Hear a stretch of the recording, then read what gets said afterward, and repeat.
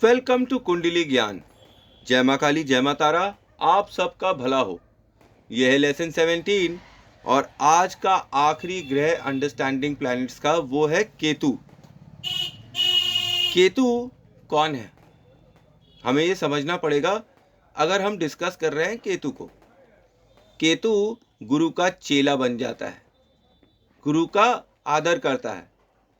केतु गुरु के सामने कभी भी बुरे इफेक्ट नहीं देता है। केतु पैर है, केतु जर्नीज है, चाहे शॉर्ट हो चाहे लॉन्ग हो। केतु कंपटीशन है। केतु अगर गुरु के डायरेक्शन में जाए तो बहुत अच्छा डायरेक्शन ले लेता है, आदमी बहुत धार्मिक हो जाता है। पर यही केतु अगर शुक्र के प्रभाव में आ जाता है तो फिर ये गलत डायरेक्शन ले लेता है। केतु एक्सट्रीम लोग होते हैं, या तो वो बहुत ही कैरेक्टरफुल होते हैं या तो वो एकदम ही कैरेक्टरलेस होते हैं। यही केतु का स्वभाव है, क्योंकि अंत में तो वो एक राक्षस ग्रह ही है। ठीक है, तो केतु आपको हमेशा इधर से उधर ट्रांसफर कराना, घूमना फिराना, ये सब केतु हमेशा कराता रहता है। अगर आपके पैर शुभ जगह जा रहे हैं, जहाँ से आपको लाभ हो रहा है, जहाँ से आपको प्रसन्नता मिल रही है, ये ज़रूरी नहीं कि आपको लाभ पैसों से ही हो, परिवार भी आपका लाभ में ही आता है। अगर आपके परिवार के साथ ये आपको इधर से उधर, उधर से इधर भेजता है और आपको प्रसन्नता होती है, तो इसमें बुरा ही क्या है ना। अब केतु जो है एक पापी ग्रह है, किंतु यह शुभ फल भी अवश्य देने वाला है। केतु का प्रतीक काला कुत्ता है, जो चितकबरा हो अथवा उसकी पूंछ भूरी हो। केतु को फारसी में दुम्ब और अंग्रेजी भाषा में ड्रैगन्स टेल कहते हैं। केतु का वार रविवार की प्रातः है और रंग काला व सफ़ेद है।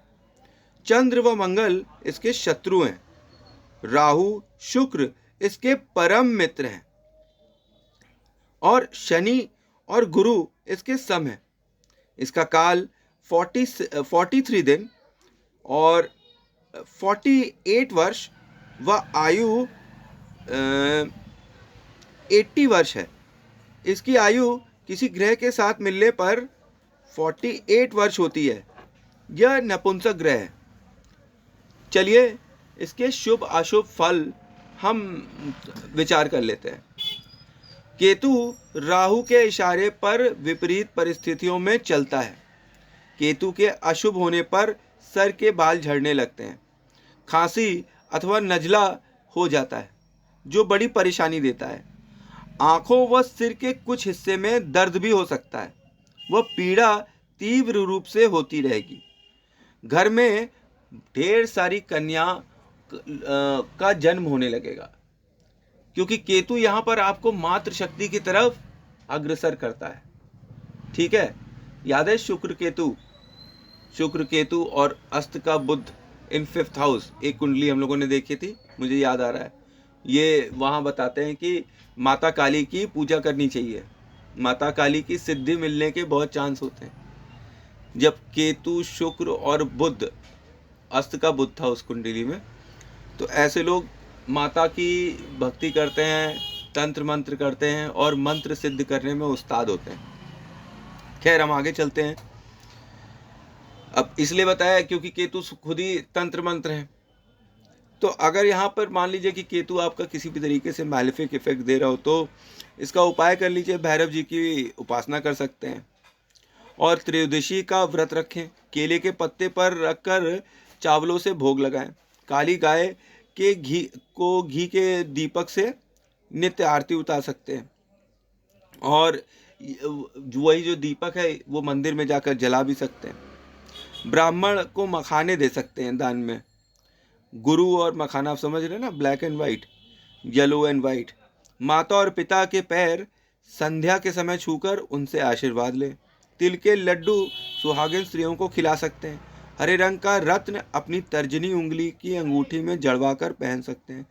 कन्याओं को मीठी दही और केसर का हलवा रविवार के दिन खिला सकते हैं।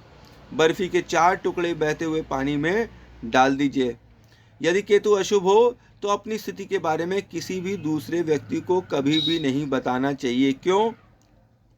इससे कष्ट और अधिक बढ़ जाएगा, वो लोग आपका फायदा उठाएंगे। केतु को प्रसन्न करने के लिए गुरु का उपाय करिए, ठीक है। कान में बालियां, याद है, ये सबसे सटीक रेमेडी है आपकी। और काला कुत्ता, ये 2 चीज़ें।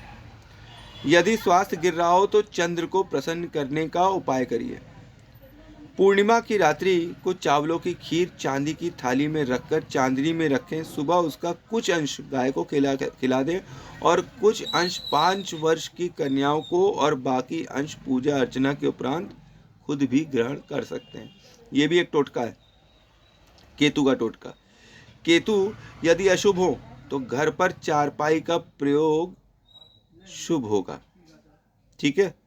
सफेद रेशम का धागा अथवा चांदी की अंगूठी धारण करना शुभकारी होगा।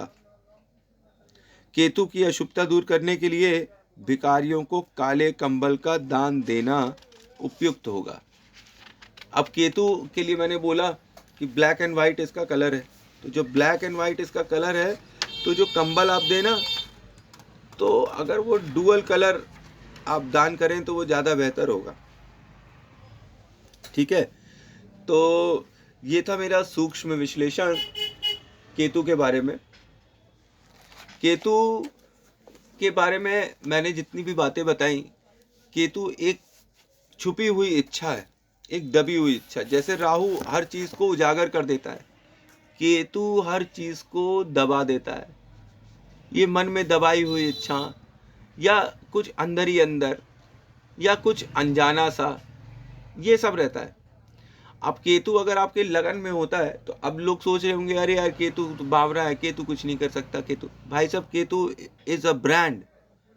Ketu can make you a brand.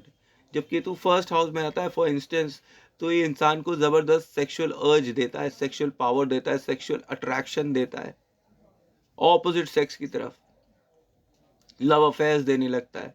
First house में केतु, खतरनाक कॉम्बिनेशन।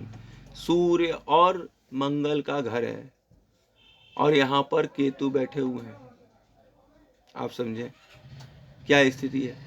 बंदा जोरदार अग्रेसिव है और बहुत ही शक्तिशाली। तो केतु आपको अच्छे और बुरे प्रभाव दोनों दे सकते हैं। एक चीज केतु के बारे में मैं आपको और बता दूं कि जब भी आप केतु 3rd हाउस में और 6th हाउस में देखिए, तो आप ये कसम खाकर समझ लीजिए कि 100 में से 80% चांस है कि केतु कभी भी अच्छा रिजल्ट देंगे ही नहीं। They perform very badly in 3rd house and 6th house. 3rd house में आपके रिलेशनशिप इश्यूज, आपके छोटे भाई बहनों से इश्यूज, ये 110% होंगे। स्किन रैशेज हो जाएंगे, ये मैलेफिक इफेक्ट ऑफ केतु है, ये ज़रूर होंगे। और आपकी मैरिड लाइफ 110% डिस्टर्ब हो रही होगी। अब यही केतु जब 6th हाउस में बैठे होते हैं तो आपको हॉस्पिटल्स में सर्जरीज करवा देते हैं, आपके रोग बढ़वा देते हैं, आप काफ़ी कर्जदार हो जाते हैं, आपके शत्रु भी उजागर हो जाते हैं। और शत्रु भी कैसे होते हैं? गुप्त शत्रु होते हैं। अब लोग बोलेंगे कि केतु से गुप्त शत्रु कैसे? Ketu is what? छुपे हुए, हर चीज छुपे हुए, जो दिखाई नहीं पड़ रहे, जो पर्दे के पीछे हैं, दैट इज केतु। और जो शत्रु होंगे तो फिर वो कैसे होंगे? छुपे हुए शत्रु होंगे। तो आप ये समझिए Ketu performs very badly in 3rd and 6th house. तो ये था मेरा सूक्ष्म विश्लेषण अंडरस्टैंडिंग प्लैनेट्स में Ketu and all the planets जो मैंने अभी तक डिस्कस किया।